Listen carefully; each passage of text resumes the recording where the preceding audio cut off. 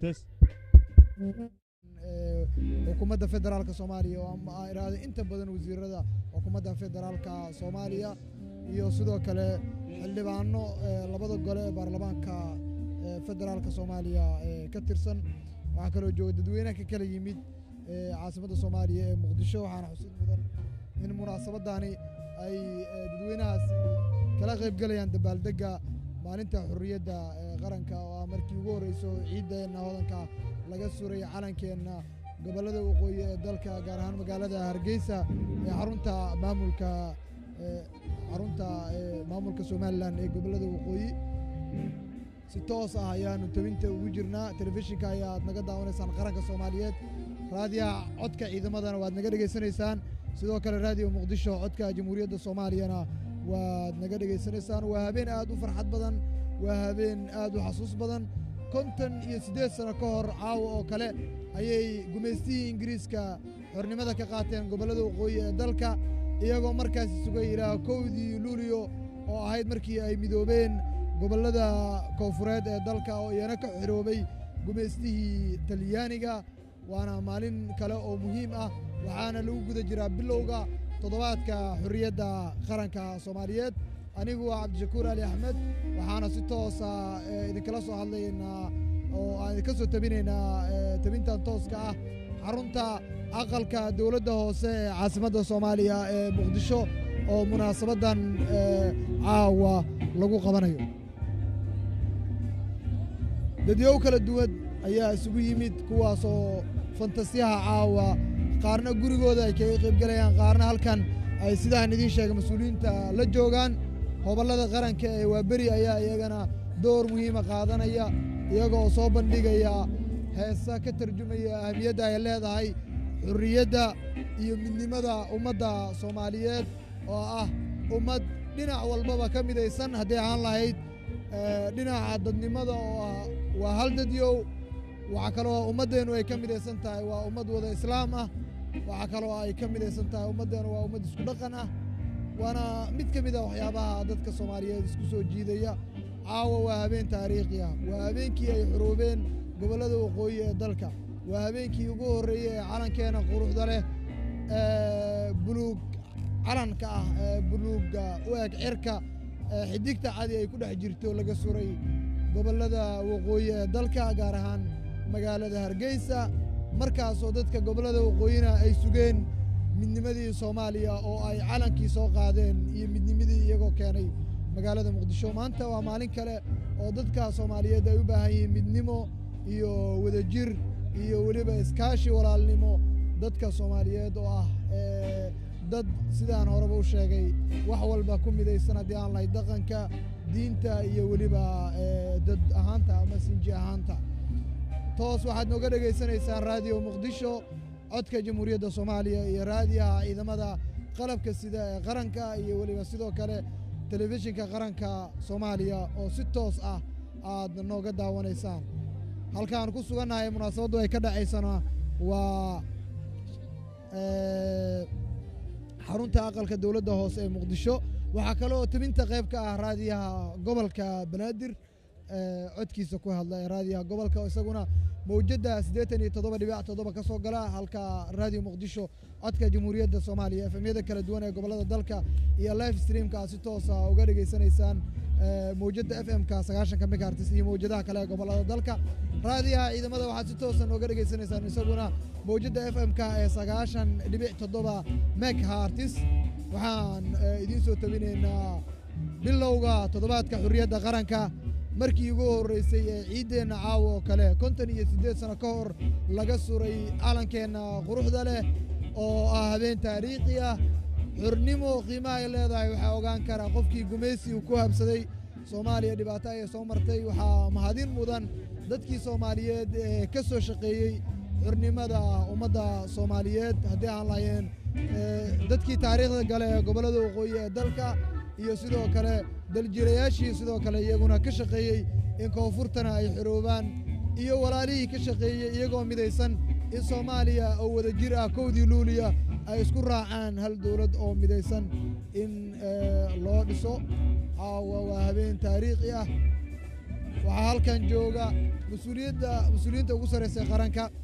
ra-iisul wasaaraha soomaaliya ra-iisul wasaare ku-xigeenka guddoomiyaha maxkamadda sare ee dalka wasiiro uu ka mid yahay wasiirka warfaafinta wasiirka gaashaandhigga wasiirka maaliyadda wasiirka beeraha wasiirka qorshaynta qaranka iyo weliba horumarinta dhaqaalaha wasiirro kale oo aad u badan ayaa halkan jooga xildhibaano ka tirsan labada gole ee baarlamaanka federaalka soomaaliya waxaa kaloo jooga safiirka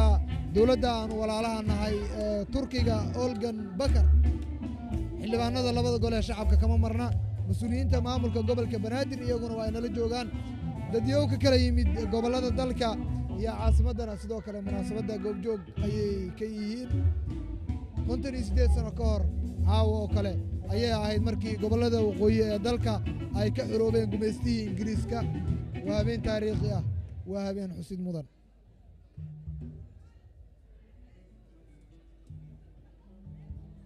waa habeen kale oo taariikhi ah xornimadu ha waarto soomaaliya ha guulaysato soomaaliya ha midowdo wadajirka ummadda soomaaliyeed ha raago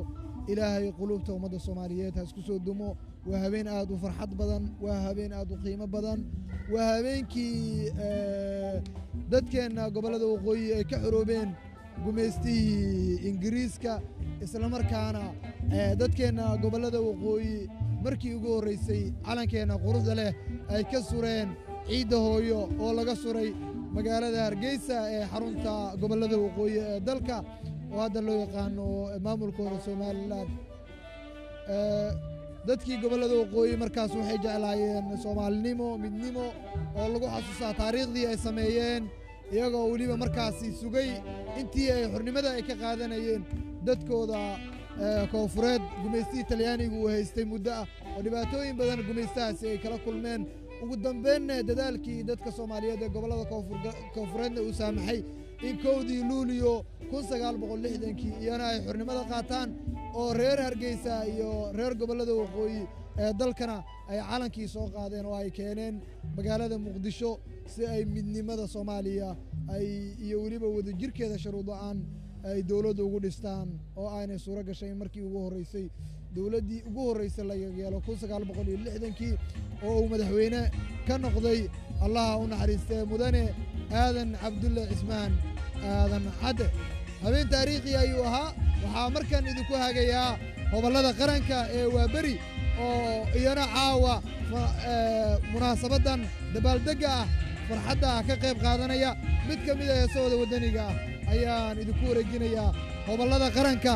ee waaberi oo caawa xafladda in aan marnaba laga nasan oo aan lagu caajisin suuro gelinaya gobolladeenna qaranka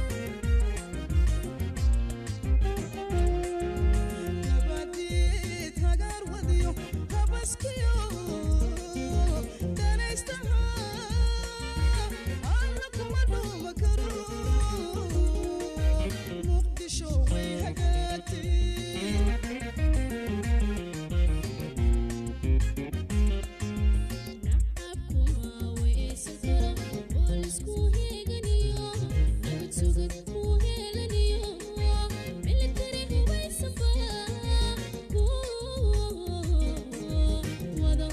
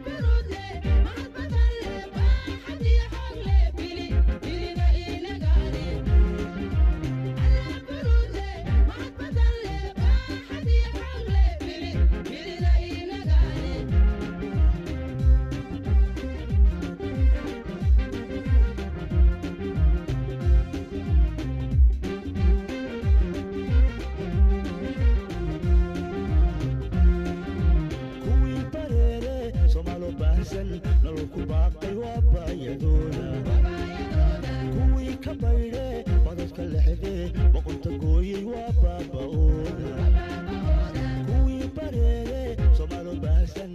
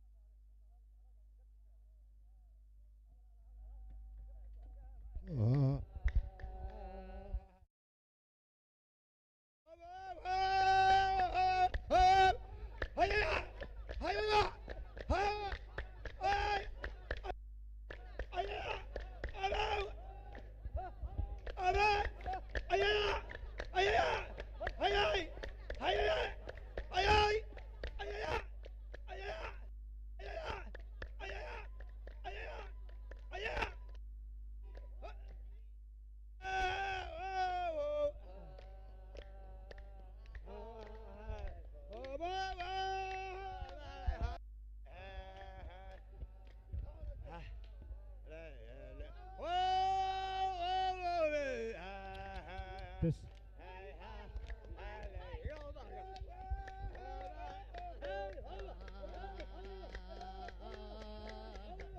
كوك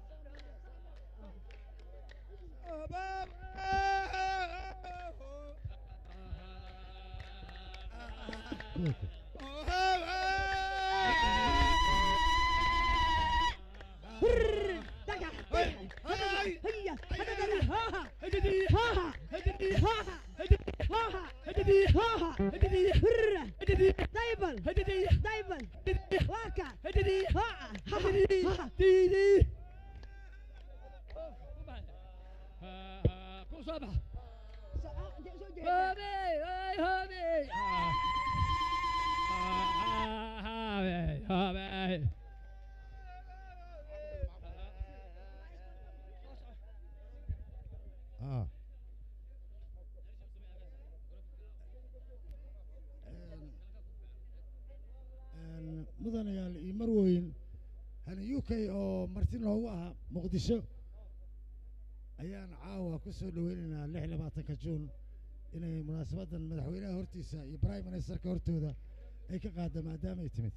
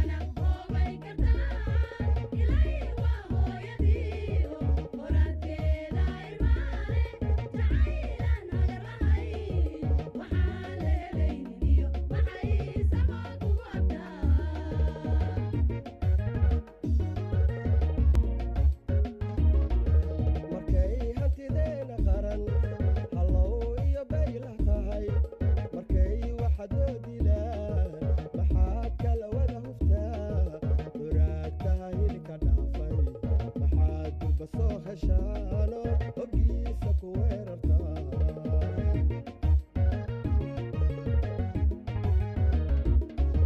markay hantideena qaran hallow iyo bayla tahay markay waxadoo dilaan maxaad kala wada huftaa waraagtaa hidinka dhaafay maxaad duba soo heshaano hoggiisa ku weerartaa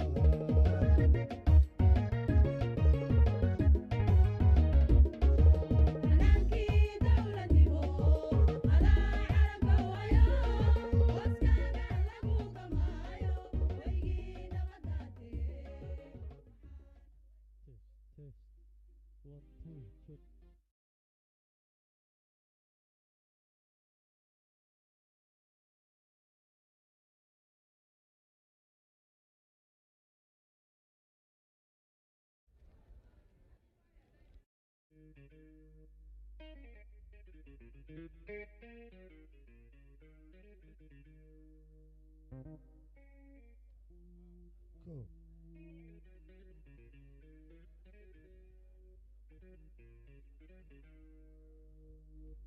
kooxda habalada waa beri aad bay u mahadsan yihiin runtii xusuusteena dib bay u celiyeen heese qiiro leh oo dhaqaajiyey dareenkeenna kana turjumaya maanta xorriyadda aan ku naaloonayno iyo wixii laga soo maray ayay noo muujiyeen way ku mahadsan yihiin sidoo kale waxaa halkan ku dhan madaxdii qaranka oo dhammaantood maanta caawa goobjoog u ah munaasabadda halkan aan isugu nimid mudanayaal iyo marwooyin dhammaan ummadda Soomaaliyeed inta halkan caawa ku idil kuwa nagala socda adduunka iyo sidoo kale marti sharafta kala duwan waxaan mar labaad leenahay waad ku mahadsantihiin ka soo qaybgalka munaasabaddan caawa aad ka soo qayb gasheen xornimada 26 Juun ee Soomaaliya ee ah taariikhdii gobolada waqooyi ee Soomaaliya ay xornimada qaateen run ahaantii munaasabaddan oo caawa ah mid runtii aad ka dheehan kartaan sida madaxda qaranku ay ugu dhan yihiin isla markaasna aad u jeedaan xamaasadda dadka kala duwan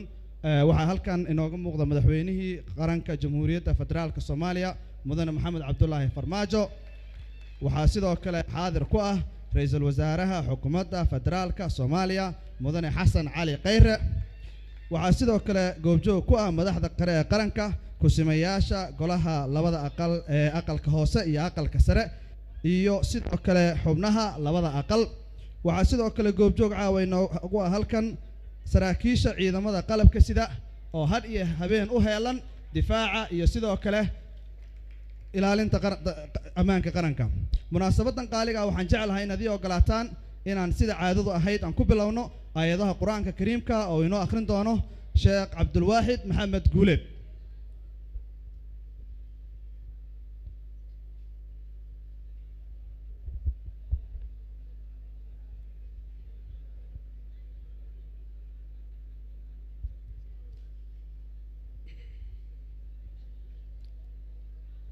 أعوذ بالله من الشيطان الرجيم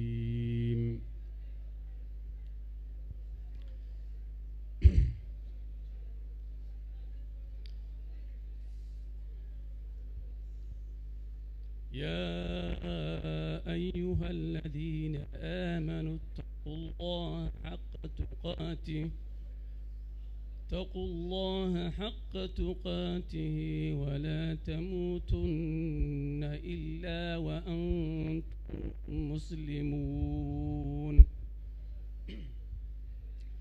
واعتصموا بحبل الله جميعا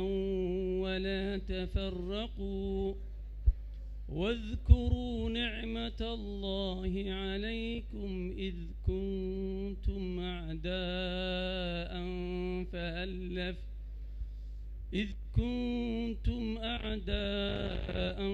فألف بين قلوبكم فأصبحتم بنعمته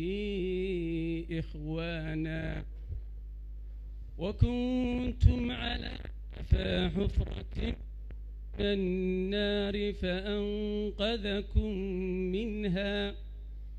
كذلك يبين الله لكم آياته لعلكم تهتدون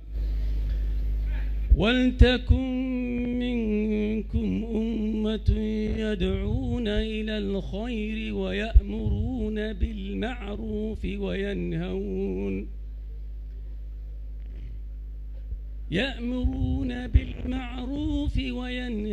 عن المنكر وأولئك هم المفلحون ولا تكونوا كالذين تفرقوا واختلفوا من بعد ما جاءتهم البينات أولئك لهم عذاب عظيم يوم تبيض وجوه فتسود وجوه فأما الذين اسودت وجوههم أكفرتم بعد إيمانكم فذوقوا العذاب بما كنتم تكفرون وأما الذين ابيضت وجوههم ففي رحمة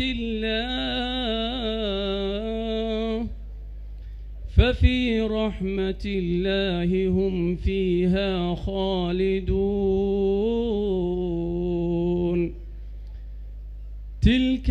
آيات الله نتلوها عليك بالحق وما الله يريد ظلما للعالمين ولله ما في السماوات وما في الأرض وإلى الله ترجع الأمور كنتم خير أمة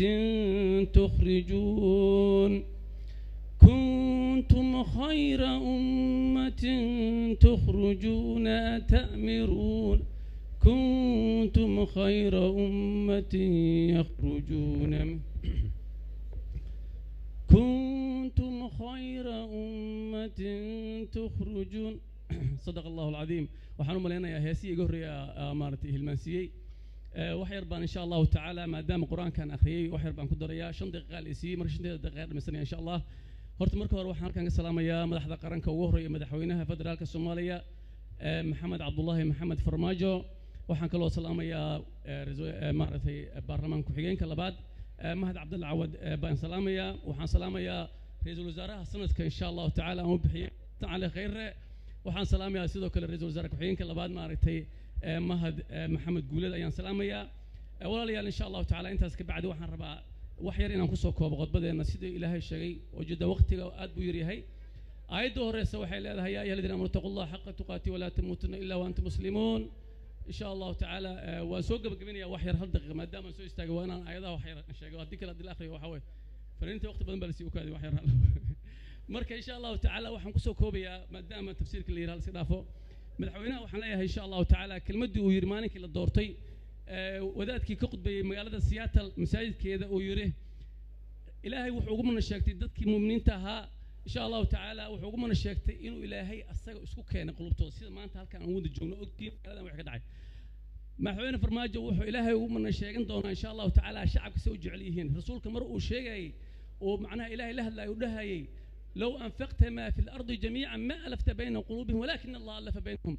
أرنتا سيا مارتي إن شاء الله تعالى مدحوينا حسوسنا يا نينكاس ودادك وحويري مدحوينا فرماجة دتك وميسن وحن وحي أصيك يا سنكر معه ووح من الله كيمد وتاسوا كبحي ما دام عاول أرنت لقى حسي وحن كسو كوبلها كلية إن شاء الله تعالى هالدقيقة بس هالدقيقة وحن كسو كوبلها شن دقيقة المتوسط ديار سير الوحيد وحن كسو كوبلها إن شاء الله تعالى ودم وقوي قلباد غير وقوي وحلينا هرتا إن كمان مرة سوماليا أدينك الآن نور ملء مركز نوع إمام إن شاء الله تعالى مدحوينها أنا إن شاء الله تعالى وحلينا هرتا ومهتنيها walaalkaasi aad baan ugu mahad celinayaa runtii waxa hadal hilmaam kuma jiro waxa sidoo kale halkan caawa xaadir inoogu ah kusimaha gudoomiyaha golaha shacabka mudane mahad maxamed cawad sidoo kale waxa halkan xaadir inoogu ah ku-xigeenka ra'iisul wasaaraha jamhuuriyadda federaalka Soomaaliya sidoo kale waxaa halkan inoogu martiya dhammaan diblomaasiyiin runtii oo uu ka joogo safiirka Turkiga ee Soomaaliya waxaa sidoo kale halkan dareemi kartaan shucuurta wajiyada dadka halka caawa halka isugu yimid waxaa intaa ka badan malaayiinta Soomaaliyeed ay nagala socota warbaahinta sida tooska ah ay u tabinayaan caawa munaasabadan halkan ka dhacaysa waxa aan jeclahay haddana inaan ku soo dhaweeyo microfonka gudoomiyaha guddiga qabanqaabada ee munaasabadan aadka u quruxda badan ahna wasiirka warfaafinta iyo hanuunka dadweynaha mudane Daahir Cali Geele. بسم الله الرحمن الرحيم الحمد لله رب العالمين وصلى الله على سيدنا محمد وآله وصحبه أجمعين وحان سلامة يا مدحوينها جمهورية فدرالك الصومالية رئيس الوزراء كحيانك قدوميها بارلمان قدومية كحيانك بارلمانك iyo astaanta cadaaladda qaranka ee aan higsanayno gudoomiyaha maxkamadda sare taas ka dibacdi kelimado badan ma furno waqtigu waa kooban yahay dadku ay faraxsan yihiin waxaan rabaa inaan mahad celiyo ugu horeyn guddigii ila shaqeeyay anigu aan ahaa qofka ugu umbudka yar oo waxyaabaha la qabtay wixii ugu yaraa ninkii qabtay aniga waay walow aan hadda magaca aniga aan ku hadlayo guddigaas dhammaantood waa mahadsan yihiin gobollada waa beri fanaaniinta abwaanada dadku wax soo alifay aad iyo aaday u mahadsan yihiin waxaa sharaf ugu filan iyo abaalmarin in Soomaali cawada aanay ka soo jeedin Muqdisho kaliya laakiin shanta qaaradood Soomaalida joogto si live ah aan u tabinayno ay idin fiirsadeen ay idin dhageysteen ayna idin xiiseeyeen waa mahadsantihiin mar kale ciidamada qalabka sida oo suuro geliyay inaan si nabad ah halkaan aan ku fadhino dadkaas oo idil waxaa dhinac socdo gobolka Banaadir oo caawa anaga dhan aan u nahay hoygiisa marti aan u nahay abaabulka iyo saacadihii ay la shaqeeyeen runtii aad iyo aad aan uga mahad celinayaa kelimaduhu way koobnaanayaan laba shay oo dadku ay xiiseynayaan ayaan rabaa in la helo oo waqtiga siino mid waa khudbadda madaxweynuhu uu idin jeedi doono midna waa barnaamij aan halkaan idinku hayno aad fiirsan doontaan waa mahadsantihiin wasiirku aad buu u mahadsan yahay waxaan sidoo kale iyaduna mahad iskale tiimkii la shaqaynayay ee u dhabar adeegay munaasabadan aadka u quruxda badan in aan caawa halkan aan dhammaanteen ku aragno waxaan markan isla daawan doonaa bal iminkan aan maqalno codadkii madaxdii Soomaaliyeed ee hormuudka u ahaa gobonnimadii iyo hadalladoodii taariikhiga ahaa ee aan ka soo qaadanay kaydka idaacadda Soomaaliyeed ku soo dhawaada dhammaantiin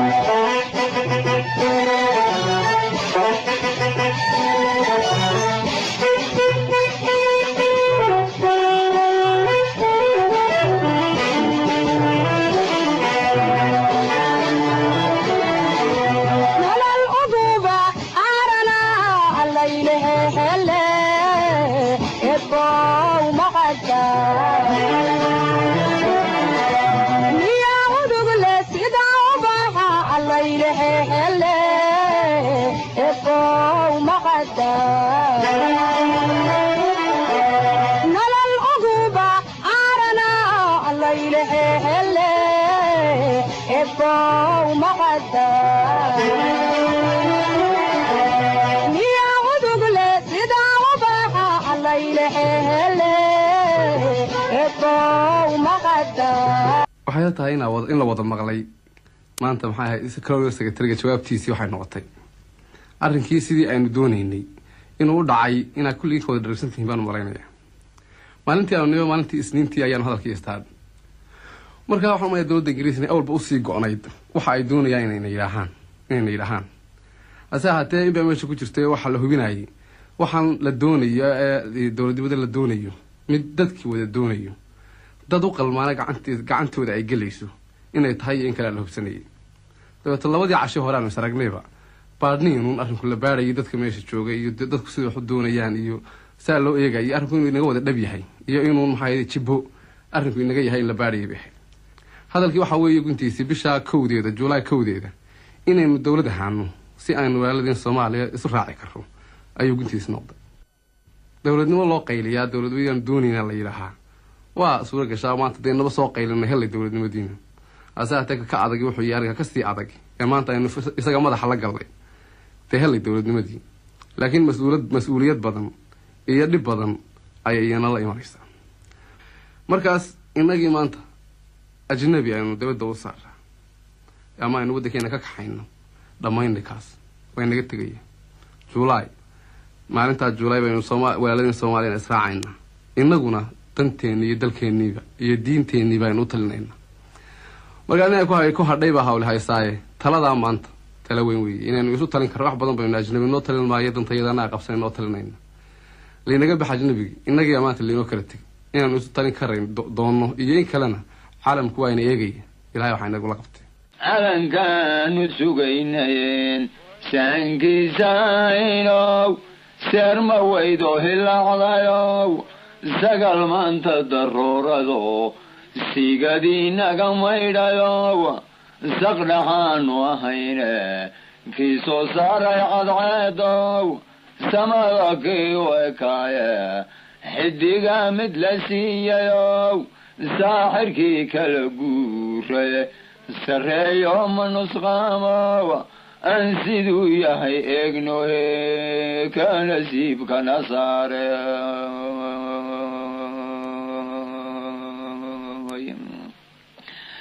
saahidiinta islaamkoe subxisaa jimcayaashiyo sibyaanta iyo haweenku calankaysa hadsheenow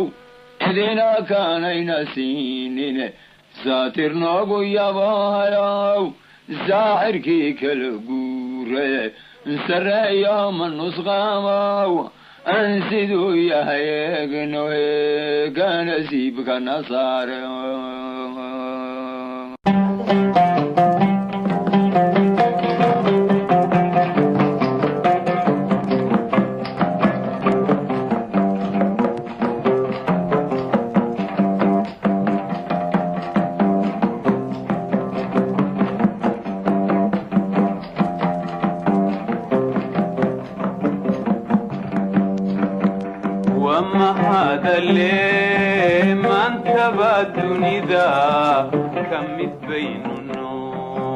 وما هذا اللي ما انتبه الدنيا كم بيننا ما تهينيو ما بيحب بنان ما بيحب بنان وما هذا اللي ما بيحب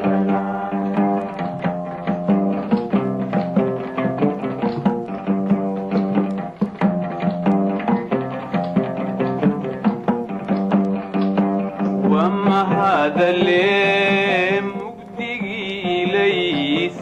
لقو ميريو وما هذا اللي وها مترنتي إنما ميزان كيسان القياس كرين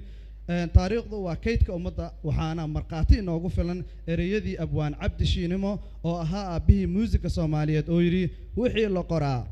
قروما هذا محو هذا القيمة ليه ومركي رنتي صوماليا ay noqotay qaran hala isla markaasna qiimkii sharaftii iyo sidoo kale karaamadii ummadda Soomaaliyeed ay markaa mid noqotay aan mikrofoonka hadaba ku soo dhaweeyo xusuustii iyo taariikhdii maalintaas ay xambaarsanayd oo ay inoo soo gudbin doonto ra'iisul wasaare ku-xigeenkii hore ee xukuumadda Soomaaliya ahna xildhibaan qaran wasiirad hore ee arrimaha dibaddana ah xildhibaanad Fawziyo Yuusuf Xaaji Aadan Qabile oo runtii aabaheed uu ka mid ahaa dadkii curiyay xornimada Soomaaliya caawana taariikh badan inaga buuxin doonta laakiin waqtiga oo inagu yar waxaan ka codsanaynaa inay waqtiga inoo beeqaanto soo dhawow السلام عليكم مدحوينها قرنكا مدن محمد عبد الله فرماتشو مدن حسن علي خيره رئيس الوزراء قرنكا مدن باشا يوسف أحمد قدومية محكمة السراء قدومك أقل كسراء قدومك برلمانك وزير ردا قدوميها قبلك عبد الرحمن عثمان عمر عثمان xildhibaanada iyo senatarada taliyayaasha ciidamada qalabka sida safiirka aan u jeedo oo turkiga isagana soo dhaweynayo oo walaalkeena bulshada rayidka waxaan idinku wada salaamayaa salaanta islaamka assalaamu calaykum waraxmatullaahi wabarakaatu waa maalin ciid wanaagsan 26 juun caawa oo kale 58 sano ka hor Soomaaliya meel ay joogtaba waxa u bariyay waa cusub oo xorriyad la sugayay muddo dheer oo dhiig badan ku daatay la helay waxaa dhalatay madax bannaanidii u horeysay ee Soomaaliyeed oo loo damaashaaday waqtiyo fara badan waxaa lagu soo dhaweeyay suugaan la tiriyay oo abwaano badan ay oo waaweyn ay wax ka tiriyeen waxaa laguma soo koobi karo halkan abwaanadaas laakiin waxaan ka xusi karayaa hadda tima cadasaynu arkaynay qaasim yuusuf xaaji aadan cali sugulle cabdilaahi qarshe axmed xaaji aadan balaayo cas iyo kuwo kale oo badan dhammaantoodba ilaahay u naxariistay habeenkaas sida la sheegay waxaa da'ayay roob aad u mahiigaan ah haddana magaalo iyo miyi waa laga wada yimi waxaa isugu yimid dhammaan caruur iyo ciroolaba waxay ka yimaadeen meel kasta manay ka tagin goobtii calanka laga taagayay way wada taagnaayeen waxaa habeenkaas sidoo aynu arkaynay uu timcada ka tiriyay sareeyo manusqaano sidoo aan eegay ka nasiib ka nasaar waxaa igu maqaalo ah in habeenkaa dad badani ay suuxeen farxad daraadeed wakaaladda Reuters waxay subaxdii dambe qortay maanta oo axada 26 Juun waxaa ka hoos baxay boqortooyadii Ingiriiska dal kale oo surtay calan buluuga oo xidig cadi ay ku taalo waxaa kaloo si ku dareen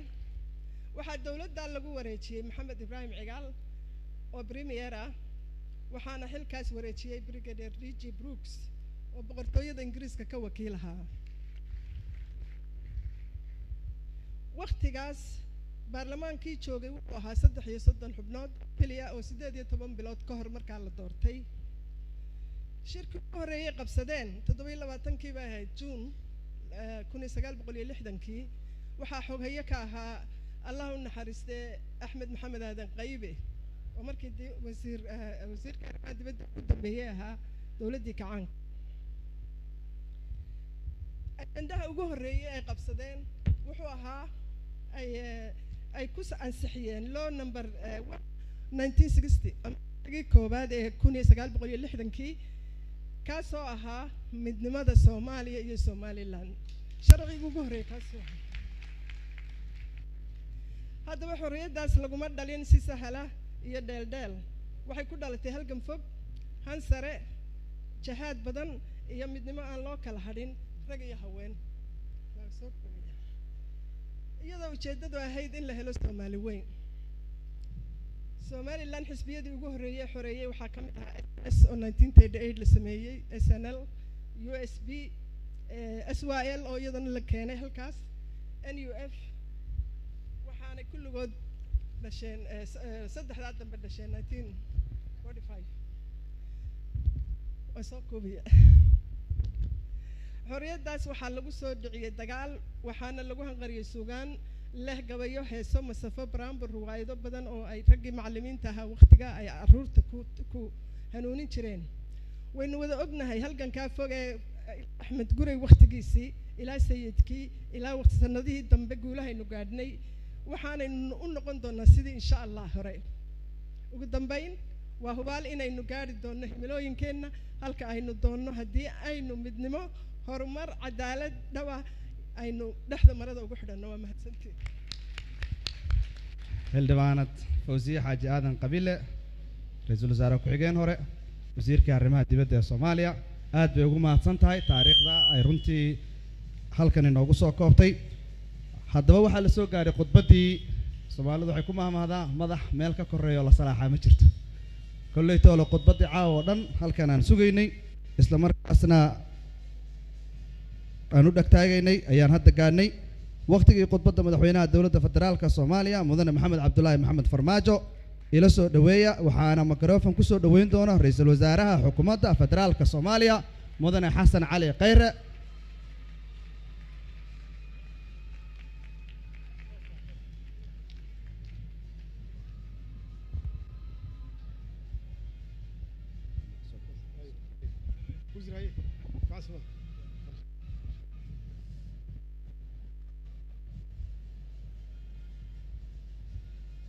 بسم الله الرحمن الرحيم.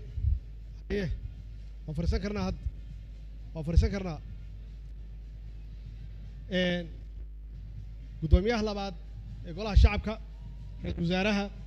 وزارة كحيينك قولها وزير هذا قدوميها محكمة السرية قدوميها قبل بنادر حل بانا لبضع أقل هل كان نجوجه تلياشة عندما قلب كسيده سفير هذا دبلوماسيين تا وحنا ركان سفير كتركيا هبلا ذا وابري كوحدة بنبيدا سلام شرفتا حول وضعنا ذا قبل كا إن بعض صحافة عندما ذا قلب كسيده كل جين واحد يقول السلام عليكم ورحمة الله وبركاته. سلام كذب إله بقى محله وعاو هل كان سوق هاي كاني سلام تاس كذبنا وحن ربعنا المهد عليه قدي سوق من قابية عاو حفلتان قروح البدن يعني ماذا قلب كسيده أو صورة قليي أو نقلنا إيميل كستيجو جنبه مناسبة دان تبال دقة لحي لبعتنكي جون أو كنتن إزداد جوردي كسو ورقتي مالنتي تاريخ ذا لهيد علن كصوماليا لقيت هاي دول صوماليات أو حرة meeshaasna waxay ahayd beerta xorriyadda ee magaalada Hargeysa oo dadkii oo dhan isugu soo baxeen qof walba oo Soomaaliya meel walba uu joogana farxadii iyo qiiradii iyo Soomaalinimadii iyo wadanimadii iyo